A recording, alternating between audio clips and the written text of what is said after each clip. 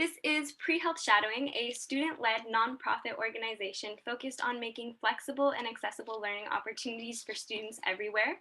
I'm really excited to welcome to you our new week of speakers. We have some really great things coming for you guys. We have a lot of diversity in fields, specialties, and just backgrounds in general. And so it's really interesting that we get to hear about different research and daily day in the lives from different professionals. So because pre-health shadowing is allowing students from not only all over the US, but all over the world to come together in one common place, go ahead and drop in the chat where you guys are Zooming from.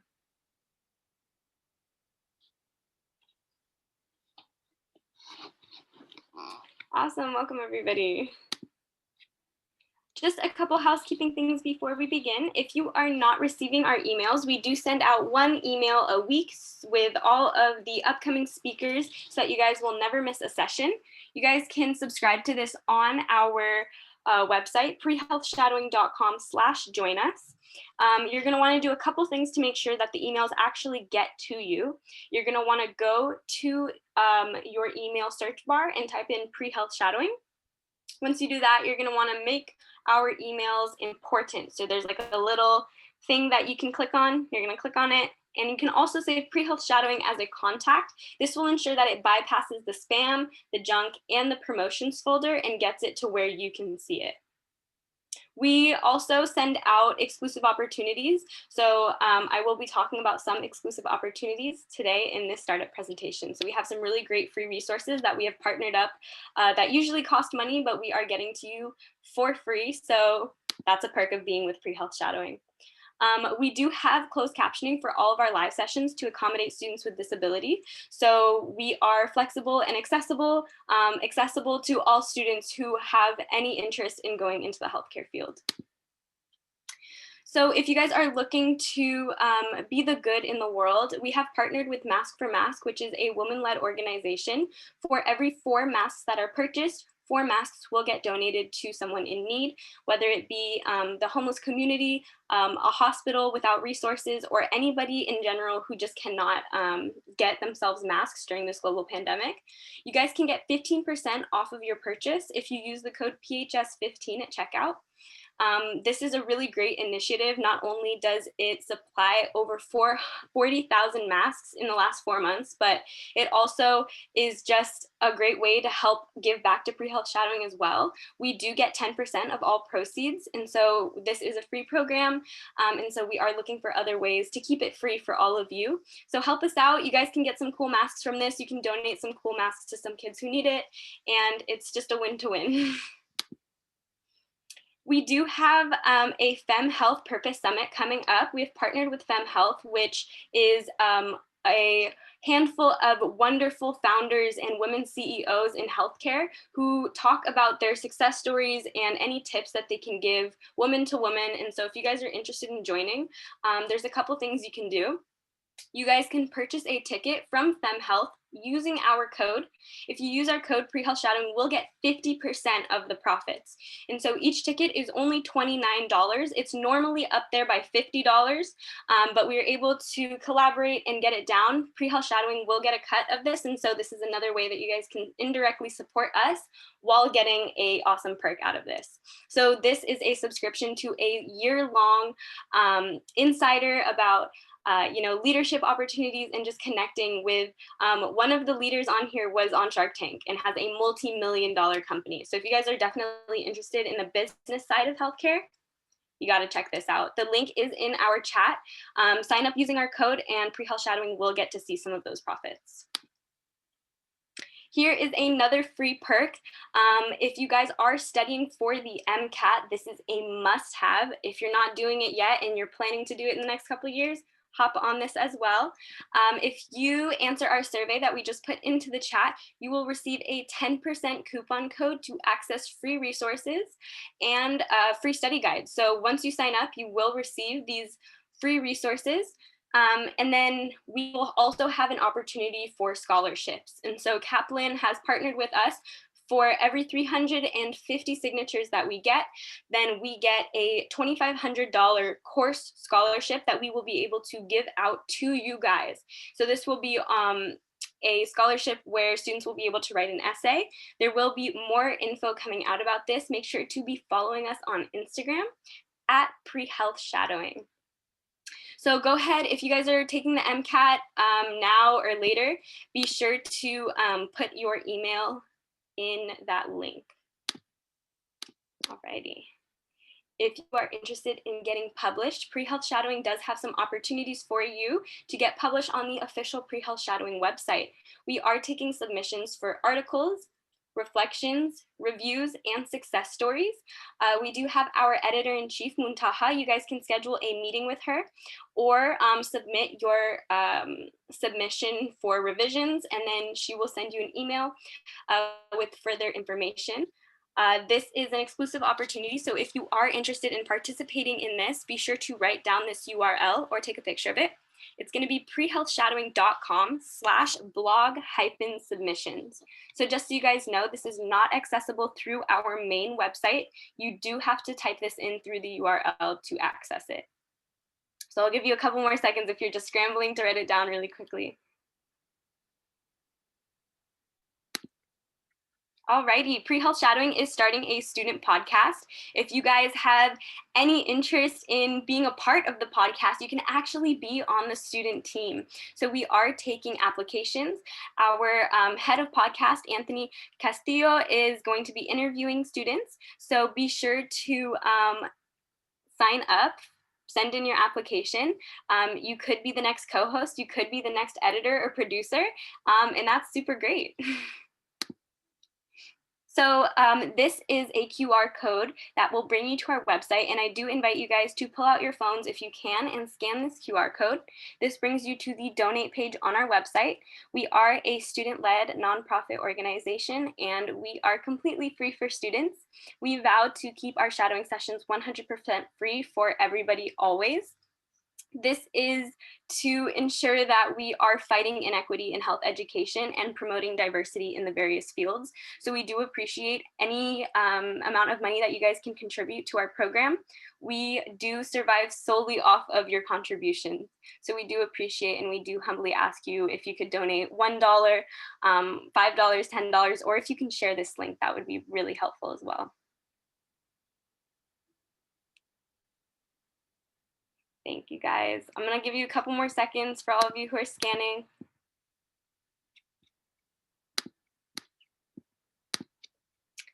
If you are looking for a mentor, this is something that is really crucial, especially as we continue through this pandemic. Things aren't normal, you know, we don't always have someone to ask our questions to. If you are looking for a mentor, we are having a mentorship networking weekend. This is gonna be held February 19 to 21. Again, this will be held February 19 to 21. It will be 3 days with the opportunity to meet with up to a total of 6 established professionals. And you could potentially gain a mentor out of this. So if you would like to join us for this event, it is by invite only. The way to get your invitation is super easy. What you're gonna do is download the materials from our Google Drive.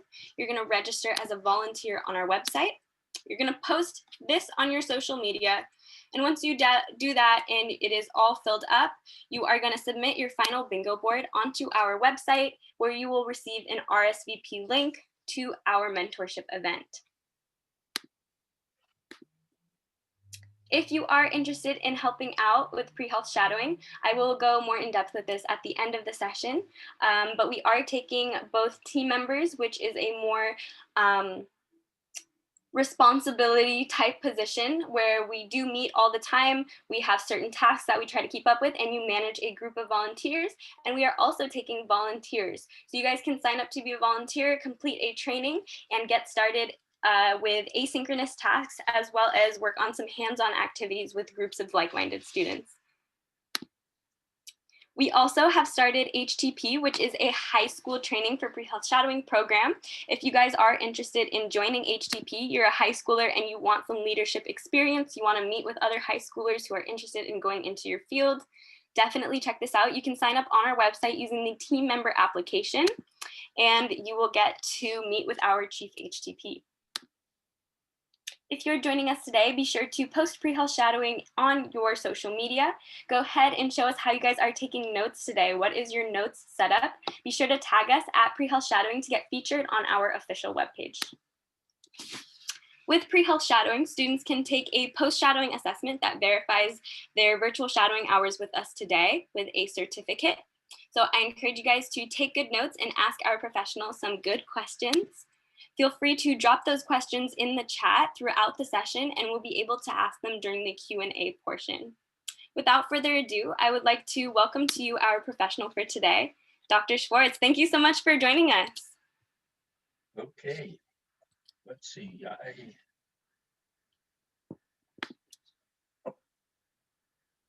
How's that? Pretty good. We don't see your screen yet, if that's what you're asking. No? No, not yet. Go ahead and click that green. Okay, I had, all right. Awesome, thank you. All right, is it showing? No, not yet. All right.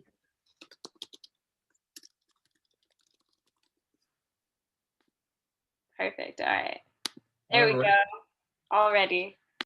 Okay, well, I'm really pleased to have this opportunity. It sounds like a fantastic organization, and I'll try to go through this at a reasonable rate, and I'll be glad to answer any questions that people have.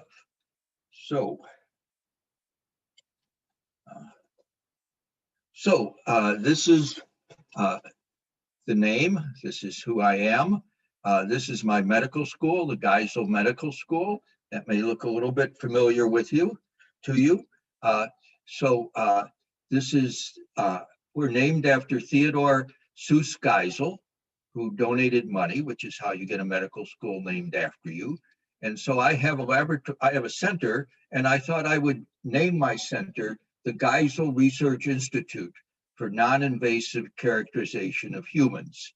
Now, why would we come up with a name like that? And of course, there's a very good reason, because there's my hero. Those are the initials of the Grinch. Well, why should you listen to me? I'm an M.D. Ph.D. who's been involved in teaching and doing research for my entire career. I've had a lot of experience with M.D. Ph.D. programs and students, probably had advised more such students than anybody else in the world. I helped establish and redefine several M.D. Ph.D. programs. I provided consultation for careers and other health professionals. I've even published in the field, and I like to show pretty pictures of birds, which you will get to see. So there is such a picture from bird watching is our hobby, and that's how I got to Vietnam. So outline of the presentation, I'm going to talk about my background and career path, talk about research in the health professions and talk about why one might do that, talk about the present status of MD, PhD, and then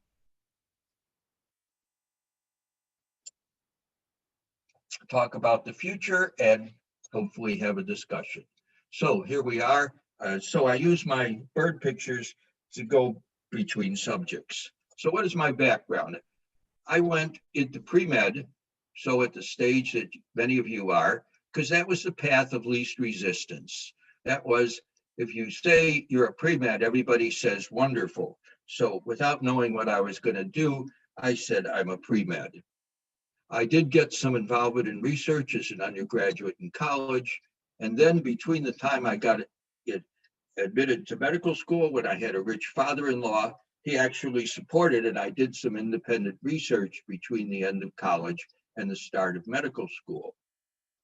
Originally, I was going to be a psychiatrist. But as I learned more about psychiatry, I became disillusioned as to what a psychiatrist could actually do and the theoretical underpinning of the discipline. So I started looking for a different career path in medicine. And one of the neat things about a career path in medicine is you can go through medical school and then you can be almost anything that you want. If you want to work with your hands, you can be a surgeon. If you want to just sit and think, you could be an internist. If you want to hide from people, you can be a pathologist. So you have almost an infinite range once you've gotten into medical school. So my particular background, when I was in medical school, one of the things that was striking is that the teaching was pretty pathetic. And I decided that I could do better. So this kind of directed me towards an academic career in a medical school, although I didn't get there right away.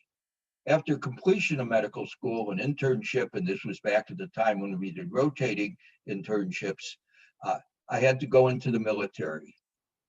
As part of the orientation, I saw work on the biological effects of ionizing radiation, and I was fascinated by that. And they had a special program for military physicians to do research and support for medical consequences of radiation exposure. I applied for the program, I was accepted, but first I had to complete a year of practice in the military. And I was assigned to a remote base in Utah, where, because it was remote, we delivered general care for both the civilians and the military. Place was Dugway, Utah. You left Salt Lake City, you drove into the desert, you turned left, you kept going for 90 miles until you ran out of roads, and there were you at Dugway Proving Grounds. It had a chemical, biological, and radiation school that was taught there. And I enjoyed the practice and the school. And so then I spent an intensive year at the University of North Carolina in the program, earning a Master's of Science in Public Health nominally for a curriculum based on the physical and biological basis of the effects of radiation. Then I had a very fascinating 12-week tour of radiation facilities like Las Vegas, Idaho, Proving Grounds, where I learned many things about radiation, including how to design a nuclear weapon. So if any of you are interested in designing a nuclear weapon, I'll be glad to help you. Then I was assigned to the Walter Reed Army Institute of Research, where for 8 years I carried out research on drugs to potentially modify the effects of radiation, to protect the soldiers from the radiation. I found that I missed general practice, clinical practice. So while I was a full-time researcher and a soldier in the evenings, I worked as a GP and weekends, and I enjoyed it so much that I started my own practice out of my house. When nuclear medicine became a specialty, I was able to take the boards. While I was at Walter Reed, I was recruited for a position as head of a biophysics program. And they were very pleased with me and my research. And then they said, oh, wait a minute, we can't hire you to direct a Ph.D. program because you don't have a scholarly degree. All I had was a medical degree, which certainly is not scholarly. Therefore, I had to make arrangements to earn a Ph.D., which I did at Georgetown, while I was full-time employed as a researcher in the Army. And I used some of a particular piece of my research that I already was pursuing and put aside just for that. Then I had my first academic appointment at the Medical College of Wisconsin. And then later I was recruited to the University of Illinois to be the Associate Dean for Academic Affairs. And the thing that attracted me was that they had a very innovative MD PhD program. Then after 10 years there, I went to Dartmouth as the trailing spouse. And that's an issue that as you go into an academic career, you need to think about, because so many of us are pairs. And so there's lots of trade-offs that one has to do to make sure that both parts of the pair have their opportunities. In this particular case, it was my wife who had the better opportunity. So I was the trailing spouse, but Dartmouth made good arrangements for me. I one of my jobs was to reconstitute, which is essentially a moribund MD PhD program, and to develop a innovative graduate program in health services research, where I've stayed involved to this day. My research focused on developing clinical applications of a different magnetic resonance technique, electron paramagnetic resonance, and this research has been productive and has enabled us to obtain very substantial external funding, more than anybody else has ever gotten at Dartmouth. And happily, as our research came to involve more and more interactions with human subjects, my wife, who had great expertise in this arena, changed her activities to become full-time in our research center, and we've worked together productively and have written more than 20 papers together. So, changing topics, there's a pitta. So, what have I learned? What's my principles and lessons learned germane to the topic of this presentation? I think I would have been frustrated without having an MD, without having a PhD, actually, I should have said, and incredibly bored. Well, if I was a PhD only, I would be frustrated without having an MD, and I would be incredibly bored if I did only clinical medicine. Clinical medicine at the beginning is very exciting, but it rapidly becomes routine. I found that the idea of combining rigorous physical chemical approaches with clinically pertinent research, really directed towards people, has been very satisfying. It's been equally satisfying to combine rigorous soft science with clinical medicine. What do I mean, rigorous soft science? So, of course, soft science is not really soft.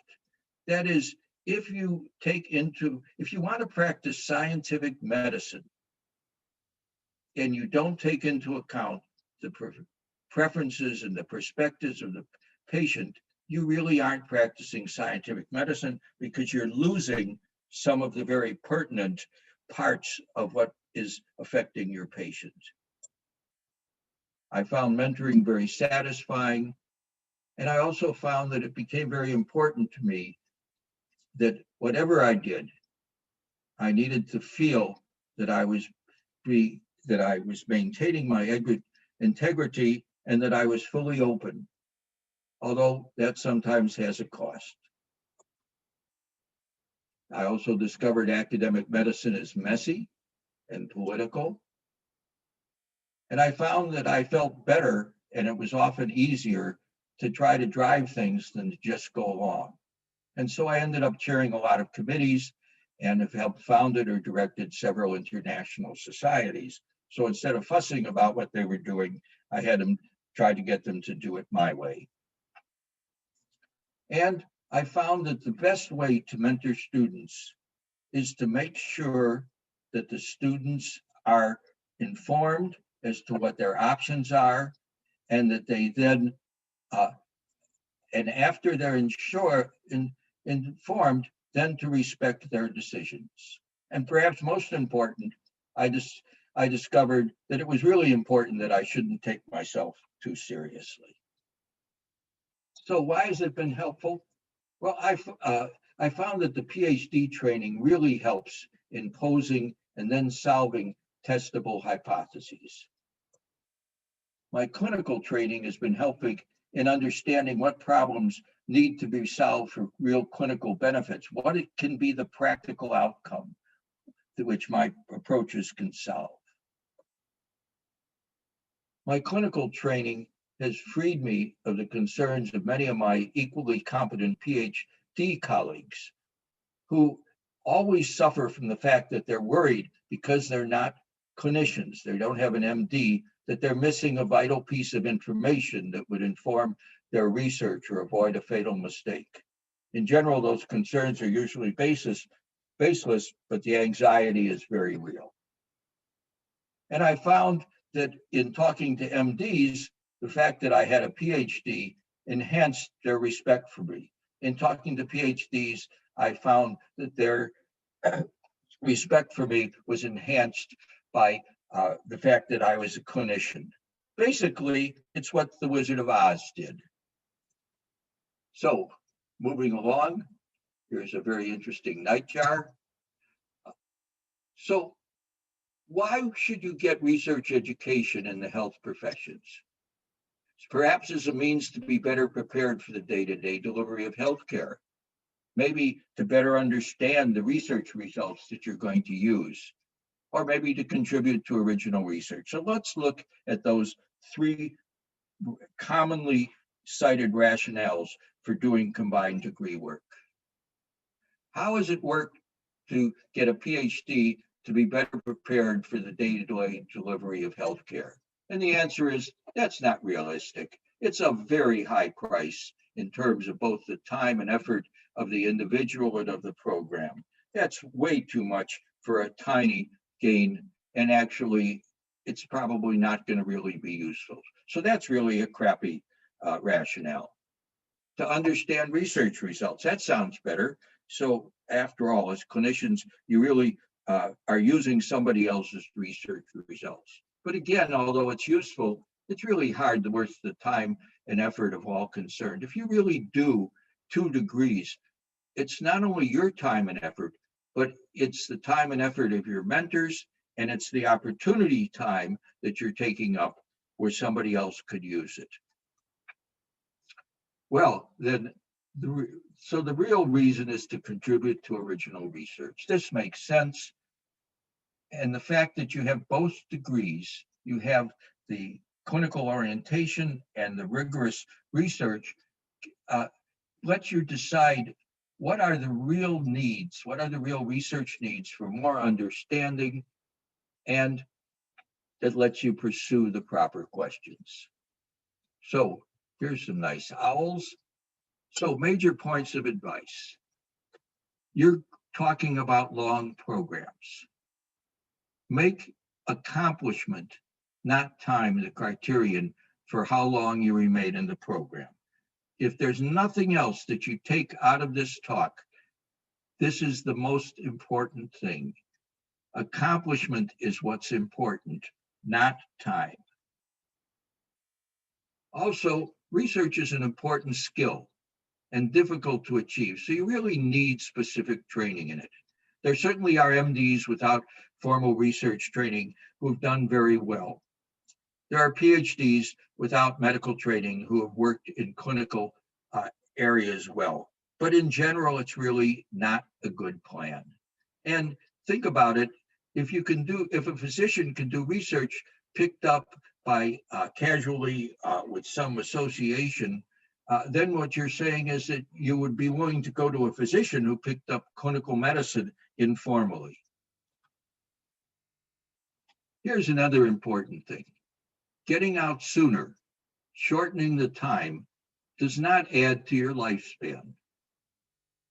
Shortening your training time does not add to your lifespan, but it does make it more likely that you'll receive a less excellent academic or clinical training. So farther down the line, when you're getting restless, when your significant other wants you out, when your parents want you out, when your clinical or PhD colleagues are entering the real world, don't get tempted into shortchanging yourself. You want to be excellent. Also, if you get in such a program, you need to remember that you are abnormal. So look for programs where you can interact with like students. In the pure arena, a research-oriented student is an oddball and a challenge to your mentors, whether or not they're PhD mentors or MD mentors, because remember what you're saying to your mentor, if they have only 1 degree, is, look, I want to be really excellent and I'm going to get more than you have. That does not endear you. And so it's inevitable, but you should recognize it. The clinical training of medical students and residents is enormously redundant and long-term. And it continues for a very long time. And the clinical skills that most clinicians learn in medical school are totally irrelevant because they're going to get their clinical skills in their residency. An MD PhD student has limited time in their clinic to hone their clinical skills. And so paradoxically, if you're really interested in research, when you're in medical school, you have to take your clinical opportunities more seriously than your colleagues who are going to be to remain in clinical medicine primarily. And related to some of the others is there's no sense putting off personal priorities or making sacrifices in your education to preserve personal relationships. It really will backfire. And finally, remember that the purpose of a PhD is to learn how to do research, not to do great research, to learn how to do research. If you learn research methods, you can apply them elsewhere. But if you do something that's really snazzy, but really didn't learn basic research, you're soon out of date and you can't catch up. So what are the proper research fields to combine with health professions? And the answer is everything. And in fact, the more unusual the combination, the higher the likelihood that your contribution will be unique and potentially impactful. Think about this. Say you want to combine an MD in biochemistry. How many other students are doing MD PhDs in biochemistry? And the answer is a lot. What if you want to combine medicine and history? There aren't very many others. You may have a chance to make a unique contribution. But if you want to do an unusual combination, and I urge you to think about it, it's going to take a lot of work, both to find a place that you can do it and to maintain your niche with these unusual combinations, both in terms of training and for employment. How hard will you work? If you do an MD PhD or some other combination, you will work harder than your clinical colleagues. Clinical activities are tied to a system that has starting and stopping times, and you don't have to do anything to keep active. The problems come to you. The patients come to you. While you're in research, you need to continually be proactive to establish what you'll work on and how to get it accomplished. That's a lot more work than being a straight clinician. And you need to continually focus on obtaining financial support for your research, which is really almost the full-time job of an academic physician. And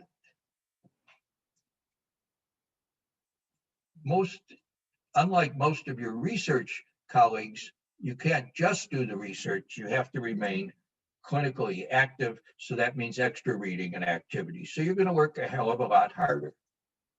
So how does that impact your finances? The good news is an MD PhD compared to a PhD will get more money compared to colleagues who only have a PhD. And your clinical credentials are a wonderful insurance. So if you fail, either because you don't like it or you're not successful in your research, you have a clinical degree which will make you eminently employable. What's the bad news? Compared to full-time practitioners, although you will work harder and have less stability, you will be paid less. That's the way the world is right now. So you will need to work harder for less. Well, I've cheated. This bird is not from Indonesia. This bird is from Hawaii. So advice for the future. You should take charge of your present and your future. Don't delegate it to others. You have to do it. Don't sacrifice for others, even a wonderful relationship.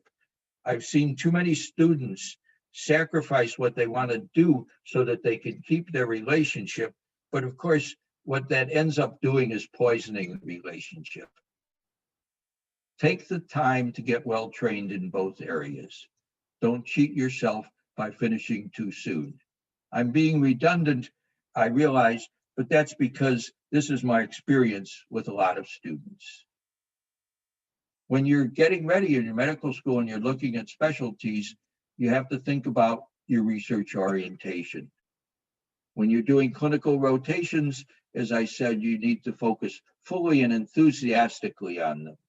You need to build good relationships with clinical mentors. Their recommendations may be pivotal. And don't worry about the clinical connections of your thesis research. Worry about getting soundly trained in your research and able to look at it with critically. And don't do a wonderful, interesting thing. Do your research in the area that's of strength and interest to your mentor. Otherwise, you will lose their attention. Recognize that your existence may be an affront to mentors on both sides. Get as much advice as possible from peers and mentors. But then after you get that advice, you need to apply it to your preferences and interests, not theirs. Being a good citizen is really important. It's important in medical school, it's important in residency, it's important in academia, it's important everywhere. It's good to be seen as a good citizen. Being a good presenter is very important in academic medicine. When you want to change your program, try to get some consensus with others. Most important, perhaps, is have fun. The process is too long to put off personal satisfaction and living out life. So what's happened to the students of the MD, PhD programs with whom I've been associated? Actually, there isn't systematic data. So these observations are really anecdotal. They're not very scientific. But in general, the percent of MD, PhDs who are fully into academic medicine is unfortunately small. Their professional status varies across the usual spectrum in terms of what they go into. They always have a conflict between clinical activities and accomplishments in research. You can't get away from it. You can try to deal with it. And the conflict with clinical responsibilities appears to be escalating with financial stress of the healthcare system.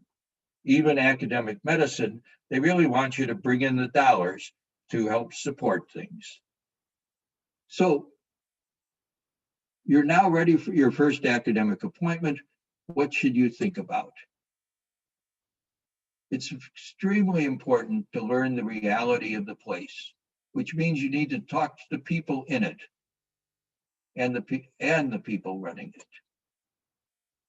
You need to look hard at the institution's real commitment to academic advancement and accomplishments. All medical schools say that they're very interested in academic physicians. All hospitals are very interested in academic physicians and supporting research. The reality is otherwise, and you need to look at what their real commitment is.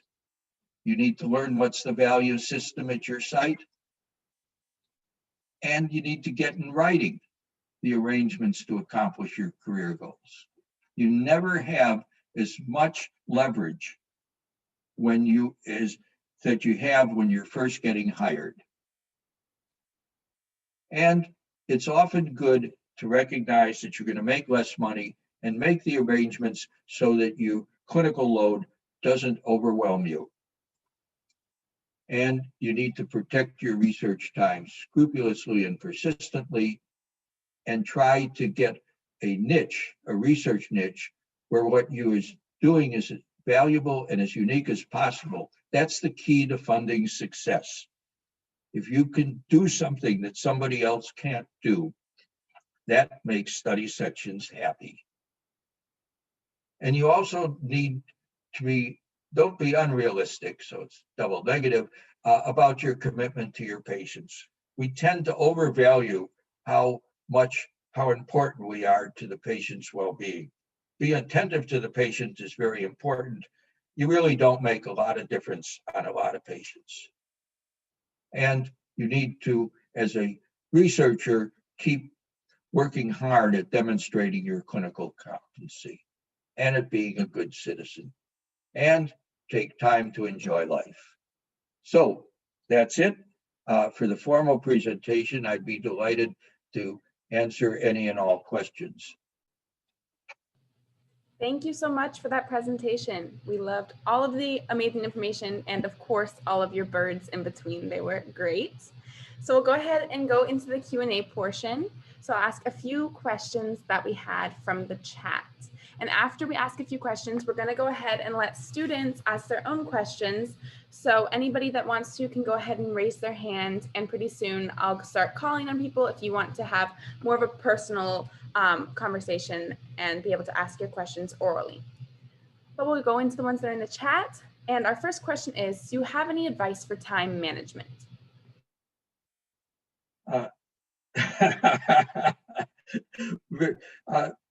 You have to decide what's important to you.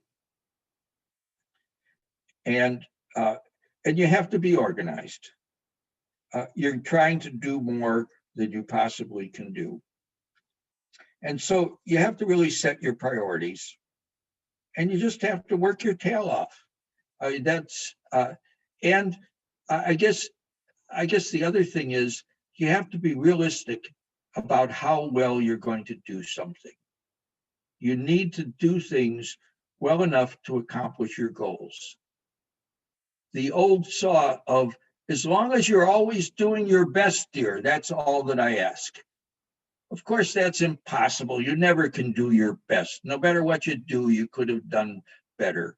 You're never going to convince your parents that you're really doing everything that you should. So you have to decide, what is enough for my goal? What is enough for my goal for grades? What is enough for my goals for research? And you have to be realistic and stay with it. Thank you so much. And I see a hand raised. So Fatima, you can go ahead and ask your question. Hi, Dr. Swartz. My question is, are you working on any research currently? Oh, yes, very much so. I've kind of cut my hours back to about 60 or 70 hours a week instead of 80 or 100 hours a week. But COVID is very good because that means you don't spend a lot of time traveling in. You can work from home. That saves you an awful lot of time and effort. But I stay fully involved in spite of my advanced age. That's amazing. Thank you so much. Ashley, you can go ahead and ask your question. I know you gave a lot of advice already, but do you have any advice for a kid still in high school? Like how to make yourself look better for applying to colleges and med school? Good question. I think that actual experience, realistic experience, is attractive. You also do need to worry about credentials. Now, from my point of view, academic credentials are not usually a true indicator of anything. But unfortunately, I don't run the world. And sitting on admissions committees, for example, you have two students. So now we're talking about medical school. And you have two students who seem equally bright, who may have equal accomplishments. One of them in college consistently got good grades all the way through. The other kind of blew off the year or two and then demonstrated their full competency. Now you've got to choose between those two. Do you penalize the one who's been consistent to reward the one who screwed up and then caught up? So the reality is you got to work on having a good record as early as you can. It doesn't take that much to do. You certainly don't have to be very bright in high school to get good grades. You just have to be perceptive as to what they want. You don't have to be very bright to get good grades in college. It's really to understand what is expected of you. You certainly don't have to be very bright to do well in medical school, because the students are overqualified, and the amount of intellectual content in medical school is vanishingly small. Thank you. Thanks so much. Selam, I'm sorry if I butchered your name. You can go ahead and ask your question. Thank you. Hi, Dr. Swartz. I'm a junior in high school, and I'm set on the pre-med route. And I've been trying to look for some opportunities to get myself involved in research, whether it be tiny opportunities or some big ones.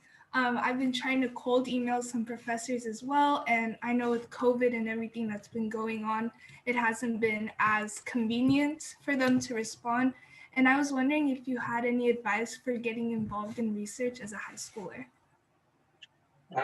Good question. Nothing very specific, but one area you might look into that might be a little bit easier to do from a distance as opposed to laboratory research is things like health services research, where you can still get a very good clinical flavor, but you don't need to have hands-on. So that's an area to look at. What city are you in? I reside in California, but I'm near the Bay Area, so Brentwood. Yeah, so there's lots of good things going on in the Bay Area, and you might look up health services research and see if there's some things that people are doing that might appeal to you. And try writing. It doesn't take a lot of effort to send 100 emails, and if you get one that works, that's all you need. Thank you so much. Our next question from the chat is, how do you deal with competition at a workspace with your colleagues? So it's a potential problem. I think the most important thing is to really try to talk and to be frank with each other, and to try to be understanding. Try not only to think about what your needs are, but try to think about what their needs are. And see if, in fact, maybe there are some overlapping needs or some overlapping interests. But I think the most important thing is communication and really talking about it. Don't be painfully frank. Try to be supportive and understanding. Thank you so much for that advice. Very helpful, I'm sure. Gabriella, you can go ahead and ask your question if you'd like. Hi, Dr. Swartz. I had a question about if you recommended doing a dual degree plan in medical school, such as a master's program or even a PhD program at the same time. Yes, I strongly believe it. Now, it's hard. It doesn't work very well, but the alternative doesn't work very well either. If you get an MD and then you go back to do research, there aren't that many programs, and it's really, you're at a stage where it's a lot harder to go back. So doing it while you're in medical school, slowing down the rate through the clinical, through the regular curriculum will be inevitable. As I pointed out, that will not shorten your life. And so take the time to do it. And remember, your time is really precious. So you want the time that you spend to be effective. In order to be effective, you've got to put enough time into the tasks that you're doing. The other thing that I learned when I started out, I knew a lot more about MD, PhD programs than I did after I experienced running them. And one of the things I thought was that the idea of moving between your research in the morning and your clinical in the afternoon, et cetera. And that really doesn't work very well. So I strongly suggest, just based on experience of what students have seen and what I've seen with the students, is if you are combining, do it in chunks. If you want to do an M.D. Ph.D., you either should be full-time in your research for a year or full-time in the medical school for a year. Don't go back and forth. Thank you. Thanks so much. And I saw Jackson, if you want to ask your question, you can go ahead and go. Hello, Dr. Swartz. I was wondering what your advice would be for a high school student wanting to get into a BSMD program.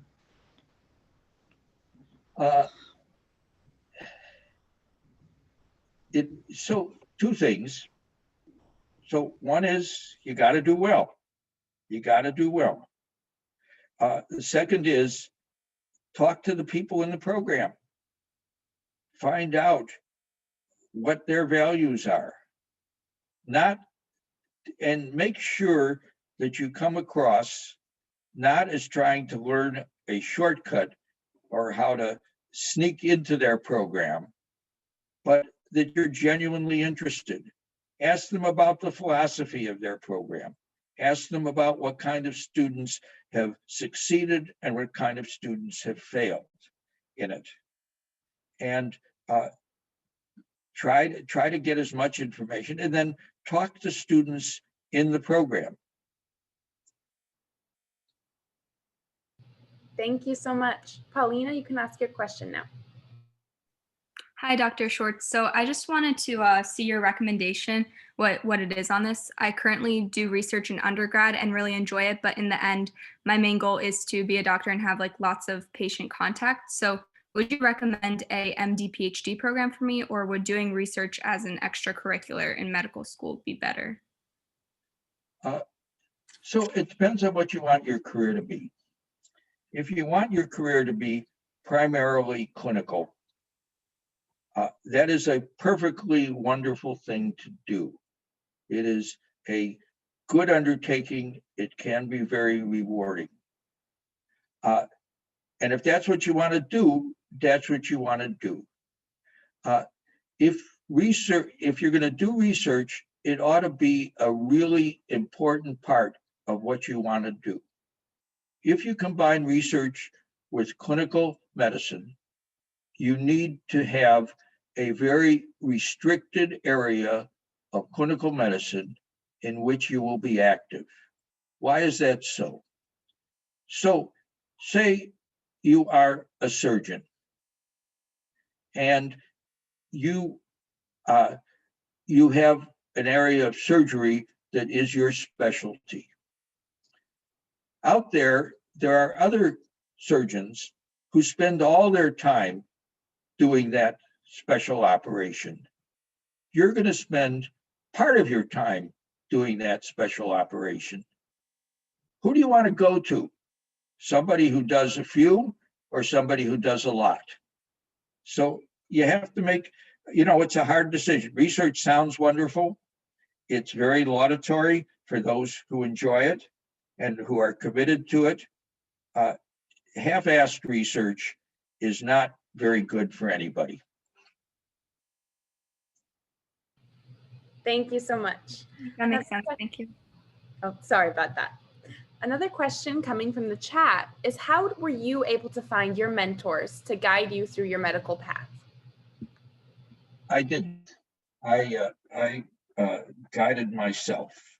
I went through medical school and I was interested in research, but I didn't really, I did some in medical school, but I graduated. At the time I went to medical school, MD, PhD programs really didn't exist. I was back in medical school where we mostly learned medicine from bones and from drums and so forth. So it was before medicine was really organized. No, but seriously, I went into the military and I was assigned a research position full-time, no clinical work, and I had to teach myself how to do research. I don't think that's the world's best path. And then finally, in order to get a degree, I had to go through a fairly rigorous program, a PhD program, but in fact, it was kind of self-directed. I think that's the hard way. I think the right way to do it is to get into an organized program where you can get the right kinds of mentors and move smoothly between the parts. But I don't have any personal experience except as I've taught 1,000 students to do it. Thank you so much. Our next question is, in undergrad, is it more important to get a wide range of research experiences or to get involved in research that you're really passionate about? It's probably better to get in undergraduate, it's better to get a wide range of everything.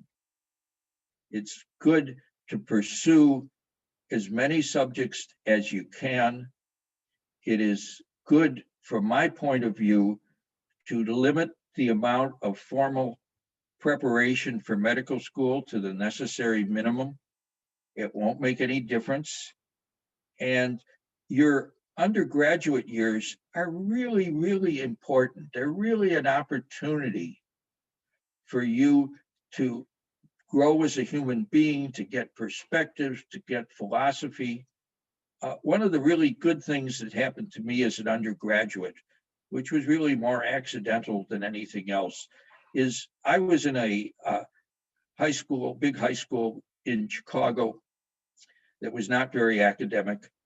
And at the time, there was a program at the University of Chicago where you could start after 2 years of high school and you could get accepted into college.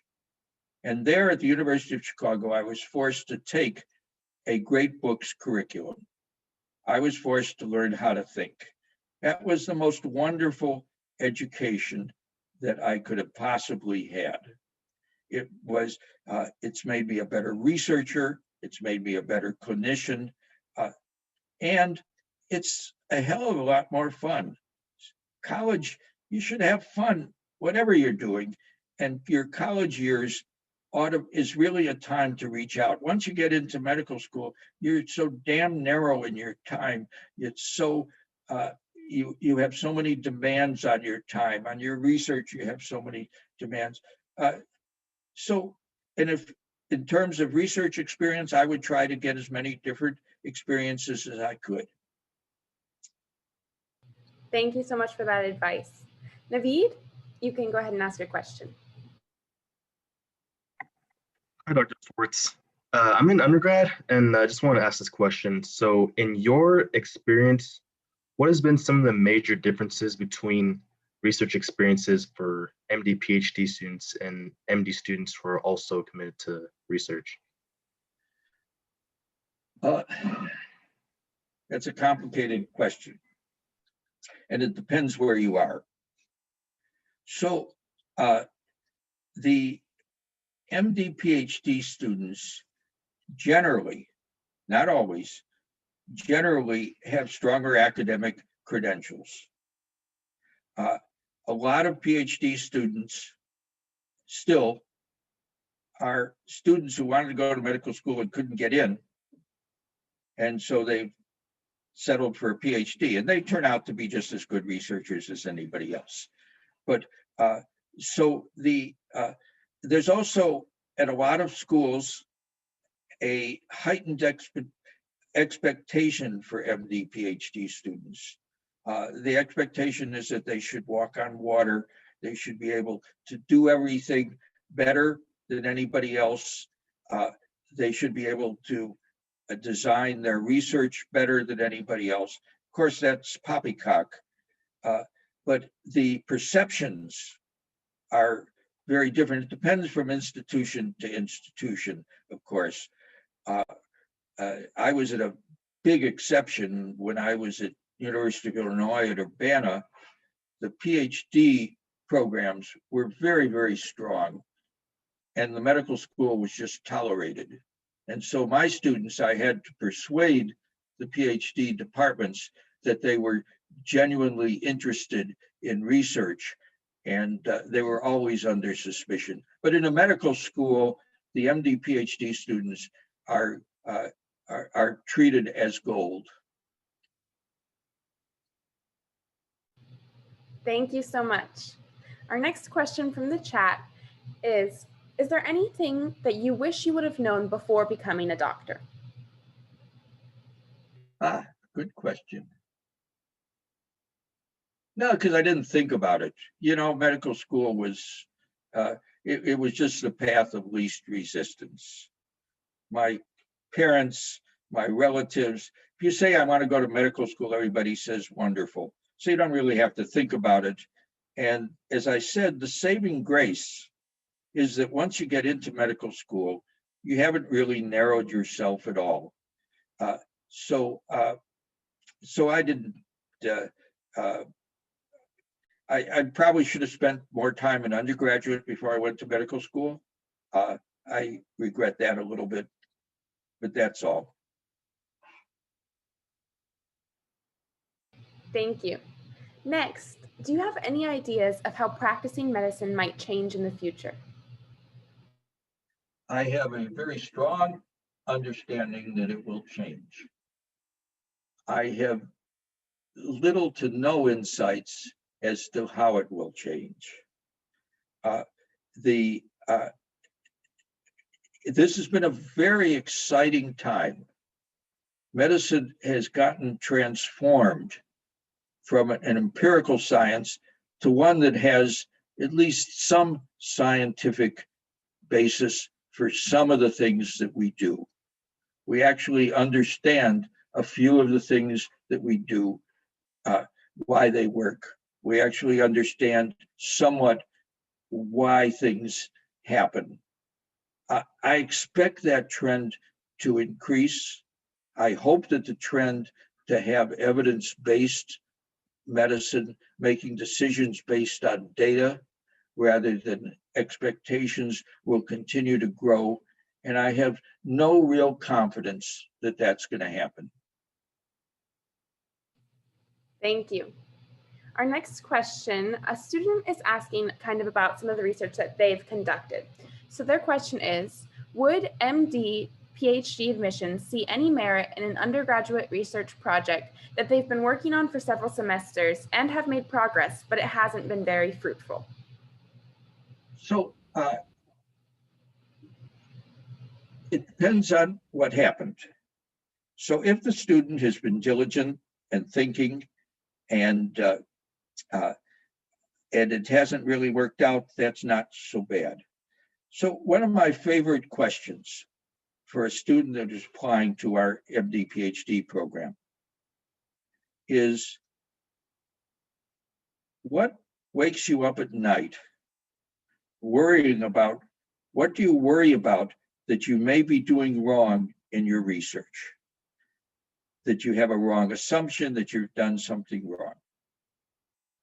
When the student answers, well, I'm concerned that maybe I had the wrong molarity of one of my solutions, I think that this person is not very attractive. When the person says, I started my research on the assumption that X, Y, and Z were this, and therefore my approach was logical. At this stage, I have strong reasons to think that my assumptions were wrong, and I really don't quite know where to go. I think that if I look at this and this, I might be able to figure it out. That's somebody who I would say, this is a good candidate for a research career. This is a good, so critical thinking. So if you can address the critical thinking in your project, if you can critique what you've done and what could have been done better, then the fact that you don't have a fantastic outcome is irrelevant. Thank you so much. Another kind of broad question that you can answer however you see fit is, was there anything that you did not expect coming into your current career path? Everything. So I had really, I've always been somewhat naive and I can't change, is that I expect people will always be well motivated and honest. And I keep learning over and over again that not everybody is well motivated or honest or frank or non-deceptive. However, I am unable to shift my perspective to make that my expectation, because that would be a very sad world. So I keep expecting people to be well motivated and straightforward, and I keep getting a little disappointed. But then I get wonderful exceptions, and I have many wonderful colleagues. So I think I'd rather continue to be naive and be surprised. Definitely. Thank you. We have another student asking, would you consider an MD, PhD in genetics as unique? Not very. Genetics is such a big area. So, I mean, it's a good area. But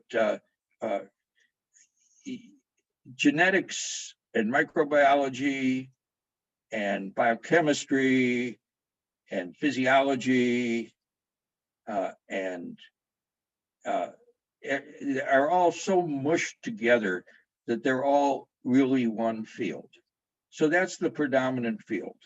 It's a good field. There are lots of opportunities. There are lots of people interested in it, but it's not unique or unusual. Thank you for being so honest with us. I'm sure it's appreciated by everyone.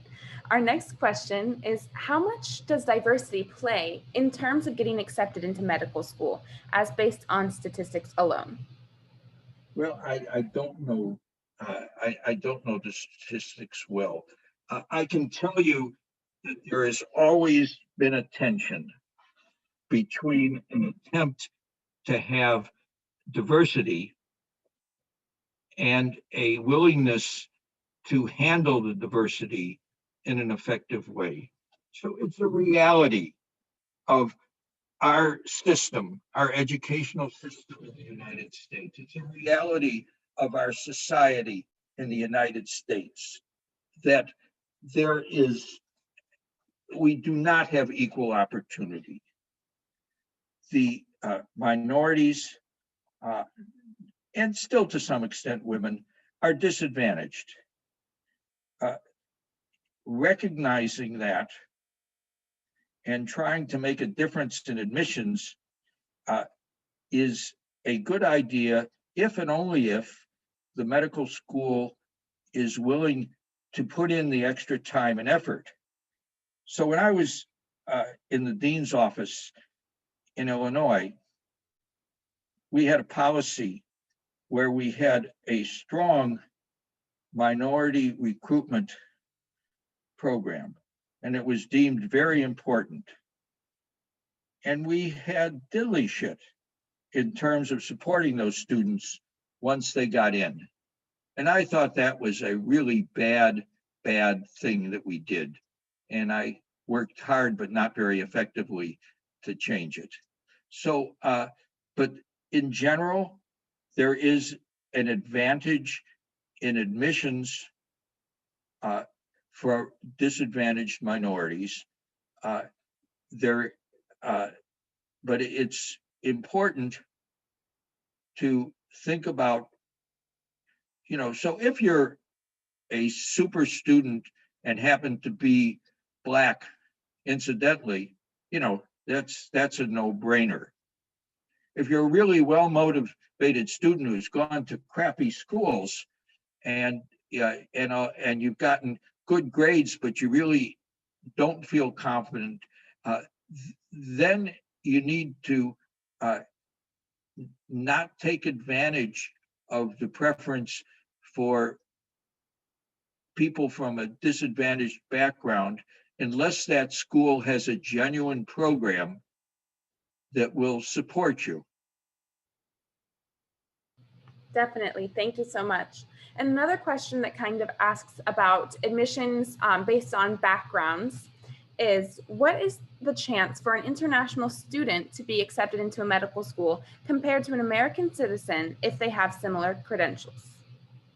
It depends on the medical school.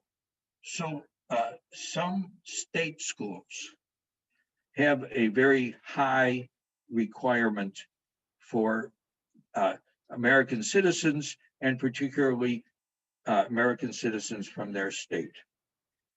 Private medical schools like Georgetown, like Dartmouth, have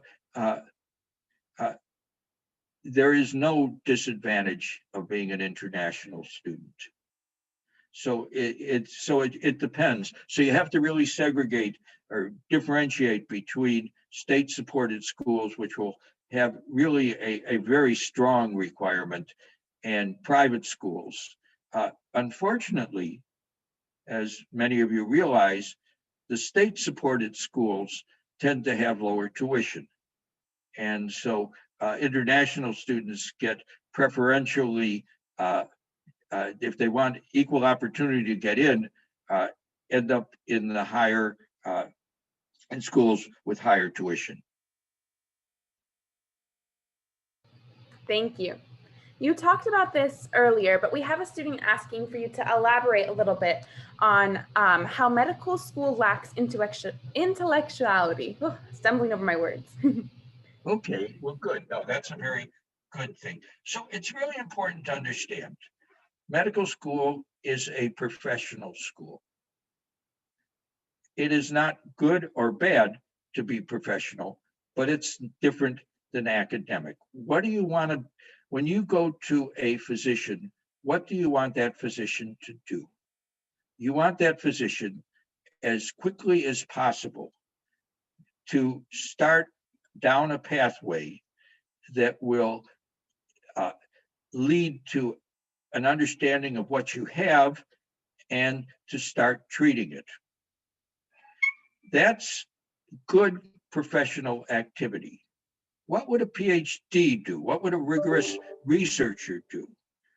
Well, if somebody came in and you were treating the patient as you would any other intellectual problem, you would like to know to 0.05 probability or better what the diagnosis is, and you'd like to really think through the various options for treatment.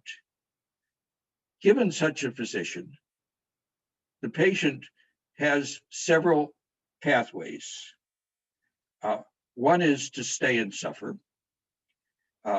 Another is to go to somebody else who will take care of them with their thing. So medicine, you're always dealing with probabilities and uncertainties, and you start action without definitive knowledge. And if you're a good physician, you keep watching what happens and decide whether your tentative diagnosis or your tentative direction that you're going in is working. So that's very good. It's intellectually demanding. It's as intellectually demanding as rigorous scholarship, but it's not rigorous scholarship. It's profession. Thank you so much for clarifying that for the student that asked. And next, this is something that you've definitely touched on. You know, you've talked about how the PhD, MD program is, you know, very difficult and time consuming. But could you talk a little bit more about how you've been able to balance your life as a PhD, MD? Sure.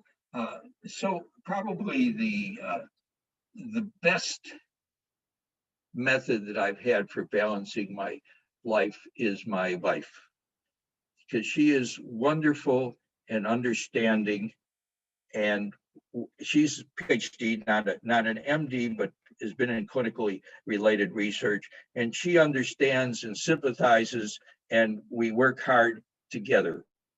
So that's how I've managed to cope with the rigors of being an MD PhD. It's really your significant other, your partner, is a tremendous help. You do have to, if you're going to be successful in academic medicine, you have to be willing to work really hard. It's not a 40-hour work week. You have to always think of not only what you're doing, how to do it, but how are you going to get support for doing it? So it is a push. It is hard. It means you need to get enjoyment out of what you're doing. Now, it doesn't mean that you don't have some nice hobbies. We go bird watching. We enjoy that. But it's hard work. There's no easy way around it. It is harder work than straight clinical medicine. It is harder work than many, but not all, PhD researchers. Thank you so much. Our next question, that's kind of the flip side of that, is what was your favorite memory from MD and PhD school, or any memory that's your favorite that you'd like to share with us from your career path? Yeah. All right. So remember, I didn't do an MD PhD. Oh, yes. I'm sorry. I'm an MD and a PhD, but I did them sequentially. I enjoyed medical school. It was interesting. I thought the interactions with the patients were the more interesting parts. I thought my formal education, especially the basic science education, was really crappy. I have fond memories of some of the clinicians with whom I interacted, who were both very good clinicians and very nice people. I remember one piece of advice that I got that epitomized to me what a really good physician should do. So it was a pediatrician who was giving advice to us about what to do with where you had a child who had epilepsy, and you got a call from a frantic mother of their child is having a fit. What should you do? What should she do? Could you come here, doctor? And what he said is, all right, you should tell the mother what to do in terms of preventing something drastic, like put something in the mouth so they don't bite their tongue. You should tell the mother to not be concerned about the outcome. You should tell the mother you'll be there as soon as you can.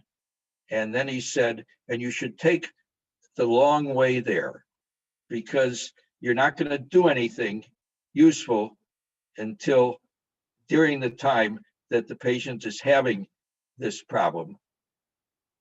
And then you can be useful. So that's really, in a way, that's a very nice balancing. You need to tell people, support, listen to them, listen to what he was listening to what they said. He was giving good advice, and he wasn't trying to do something that he couldn't do, which was to have an impact while the child was still having their epileptic fit. Thank you so much for sharing that with us, and thank you for your amazing presentation and all of the information and advice that you've shared this entire time. Before Nina wraps up our session here, we just wanted to ask you if you had any final pieces of advice to give to the students today. Well, I'm very impressed with what you guys are doing. I think it's a truly great idea. I urge you to continue to reach out to different people at different stages of their career. I would reach out to people in their early stages, in MD, PhD students, residents, and get a good picture of different people's experience. But above all, it's really, really, really important that after getting all the information that you're getting through programs like this, that each of you doesn't try to emulate the experience or the advice that you get, but instead you take what people like myself say or others say and think about how does it really apply to you? What parts really resonate with you? What parts are really, and my career is not a model for anybody else. The career that you should pursue is the one that you want to pursue, and you ought to try to make your decisions based on your preferences, not on other people's expectations. That was a wonderful, wonderful presentation. Thank you so much for joining us today. It was truly an honor to have you. And kind of just going off of what you had said about, reflecting and what parts of this really resonate with you. We do ask all of our students, try to reflect on this. You had a wonderful presentation today from our guest speaker. Reflect, why did you join us today? What part of today's session resonated with you? And what are the 3 takeaways that you are going to carry along with you to your journey on your rest of this pre-health journey? So I do have some quick announcements for all of you guys taking the post-shadowing assessment. This can be viewed on our website, prehealthshadowing.com. You guys want to make sure that if you have any errors, you guys do have 2 tries to get over a 70%. If the first time there is some type of technical error, the website shuts down because there's too many students on it, I do recommend waiting. You guys can wait within 24 hours, the website will be okay, and you guys can go back on it and take your second turn. Please ensure that if you guys have any technical difficulties that you just wait for the website to get back to not crashed mode, and you guys will be able to successfully take the post-shadowing assessment. I will go over how to get your certificate of completion at the end of this presentation. Like I said at the beginning, if you're interested in joining our student team, it is 100% remote. You get the opportunity to meet with like-minded students, grow in terms of professionalism, academically, professionally, personally, all of those things. We do a lot with our team members to ensure their success. It looks great on applications, and you get the opportunity to really just get to learn about a field that isn't the one that you're looking to do for the rest of your life. So maybe you have a second passion in video editing or marketing and advertising or data analysis that you want to use to evaluate crowds of students. So if you guys are interested in any aspect of that, you guys can apply on our website, prehealthshadowing.com/join our team. We understand that you guys are all pre-health students just like us. Time is not something we carry in our back pockets. So if you do want to get involved but do not have the time, as we just started the next term, you guys can actually join us for volunteer opportunities. We offer asynchronous volunteer opportunities that can be completed on your own time. You can work as many or as few hours as you would like on a weekly basis. It is all up to you and your schedule. We also have hands-on opportunities that you can get involved in.